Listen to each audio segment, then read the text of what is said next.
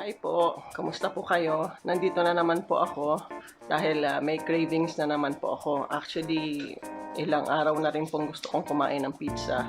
Pero ngayon lang po nagkaroon ng chance na makagawa ako ng pizza. So for today, gagawa po tayo ng isang pizza dough recipe na may yeast at saka pizza na merong tatlong flavor. So, ibibigay ko po yung ingredients mamaya and samahan niyo po ako sa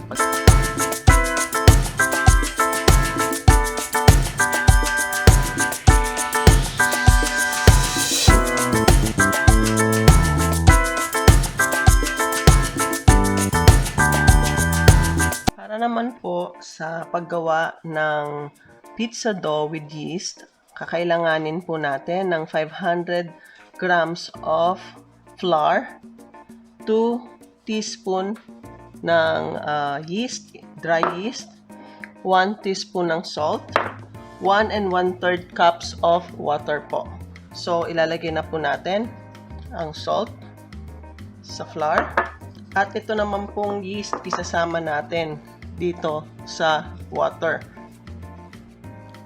I-mix po natin itong yeast.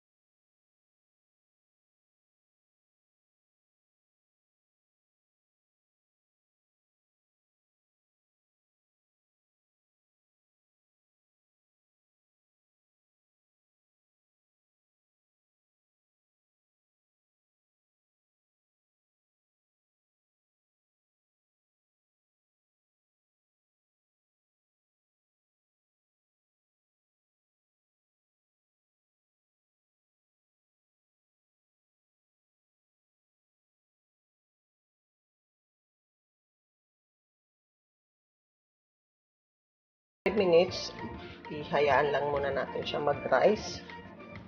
Mga half an hour. Until mag-double yung size niya. So, ganyan lang po ang pag-need sa dough. Ngayon po, lalagyan naman po natin ng olive oil. Yung bowl na nilagyan natin kanina. And, iiwan po natin siya dito, yung dough, to rise for mga half an hour or until mag-double yung size niya. So, ilalagay ko na po siya dito. And, pwede po siyang coveran ng plastic wrap or cover. Kahit na anong cover po. Ilalagay po siya sa warm place para mag-rise. So, eto na po yung ating pizza dough na may yeast. Nakapag-rise na rin po siya at saka nakapag-double in size. So, ang sabi po, first thing to do, pag tinanggal mo siya dun sa bowl is to punch it para daw po lumabas yung hangin. After po natin i-punch, ibabalik po natin uli siya doon sa bowl and pababayaan po natin uling mag-rise siya for 30 minutes. Ito na po ngayon uli yung dough na nag-rise na second time. Tapos, ito po yung ating baking sheet na lalagyan ng pizza dough mamaya. So, isi-shape po natin siya dapat ng rectangle din na malaki. So, ilalagay ko na po itong dough, pizza dough.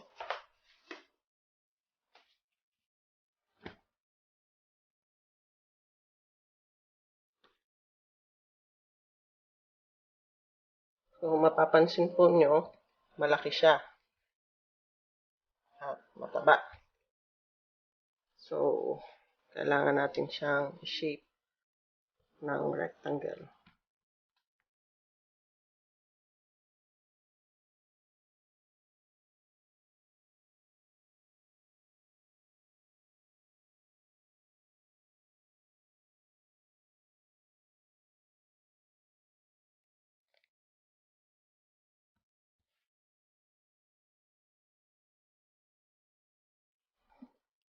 So, eto na po ang ating pizza dough na nilagyan ko po ng mozzarella cheese sa sides kasi masyado siyang malaki. So, para hindi naman masayang yung edges, nilagyan ko rin po siya ng mozzarella cheese. So, sana lang po ay hindi siya masira. Magstay siya sa form. So, ngayon po, tatry natin gumawa ng 3 flavors dito sa ating pizza dough. Una, yung chicken teriyaki. Pangalawa, parang super supreme style. And pangatlo, yung lang, margarita lang. So, maliliit lang po na portions. And para po sa super supreme at saka sa margarita, lalagyan po natin ng sauce. Tomato sauce, yung pizza sauce na ginawa ko kanina. So, lalagay ko rin po yung recipe nito dyan sa description box. Mamaya. So, spread lang po natin.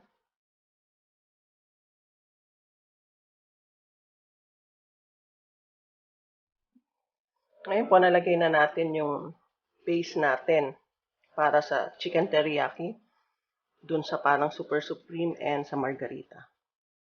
Ngayon po, lalagyan na natin siya ng toppings. Una po, onions.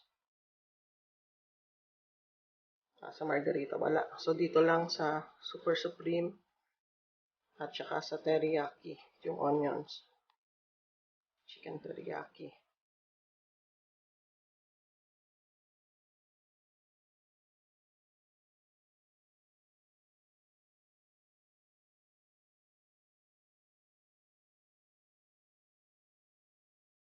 So, next naman po, ilalagay natin yung ating bell pepper.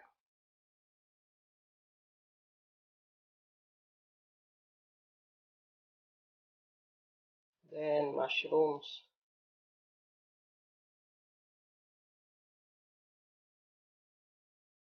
Ito natin yung mushrooms natin.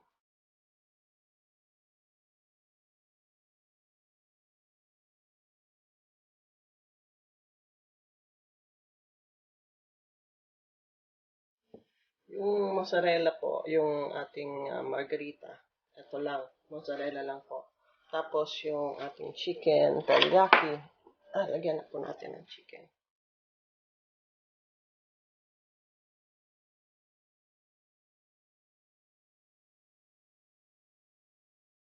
Ito naman po sa ating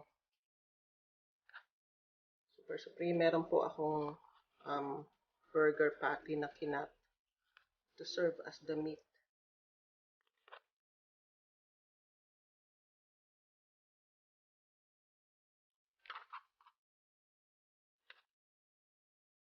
And meron din po akong paneer na i-join. Sasama ko rin po yan sa mozzarella. Kasi cheese din naman po yan. So, kahit po anong gusto nyong ilagay, pwede naman. Pwede natin rin ilagay sa chicken teriyaki. Kasi paborito ko po ang paneer. Gusto ko po yan. So, kahit po saan natin ilagay.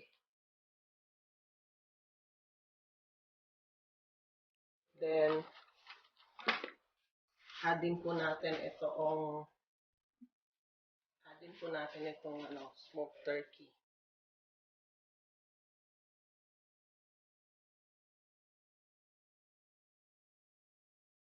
So, kita nyo po na talagang loaded po ang ating pizza. Hindi po tipid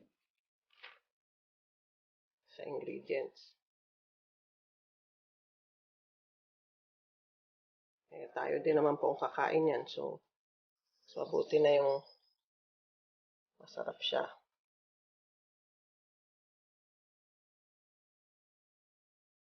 Then, last po, ilalagay na po natin yung ating mozzarella cheese at saka cheddar cheese na combined na sa lahat.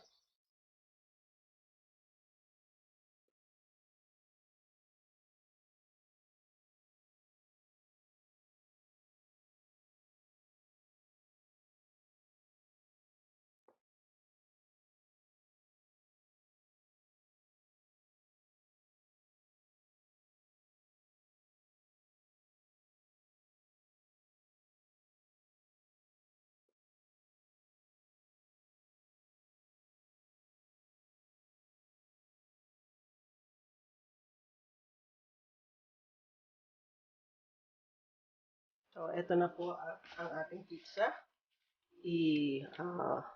Slice na po natin.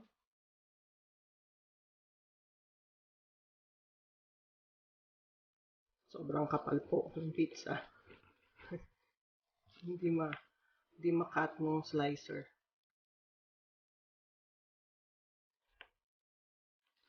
So, nag-rest na po to ng mga few minutes.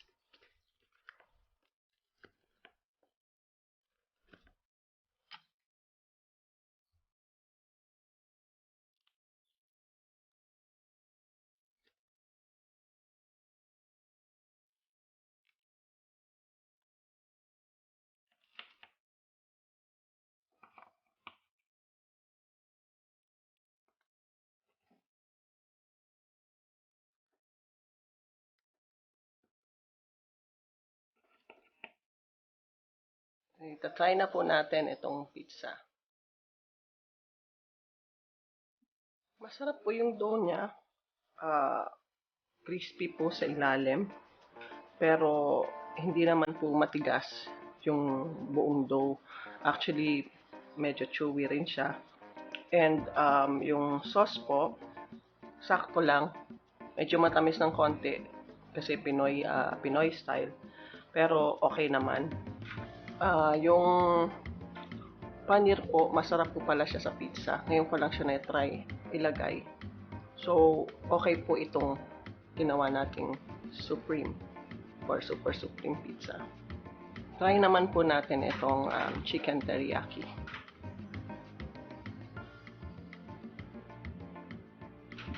Masarap po yung lasa ng chicken teriyaki sa pizza kasi actually kakaiba naman po na lasa kasi minsan nakakasawa na rin po yung yung tomato sauce base na mga pizza. So ito ay a different take on the pizza. Ang crust po nga pala na nagawa natin is medyo thick.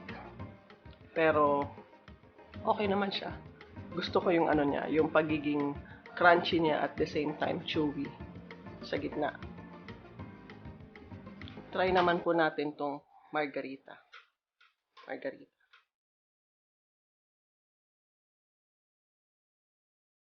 Masarap po siya.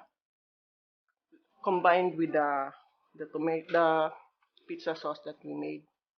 Okay po siya. So overall po, yung pong ating pizza dough na ginawa is a good recipe. And kayo na pong bahala kung anong gusto nyo ilagay as topping. Katulad po ng ginawa ko, nag-explore ako at nag-try ng ibang mga toppings na bago para sa akin. So, if nagustuhan nyo po itong ating video today, please like and subscribe. And as always, I just want to remind you again that God loves you.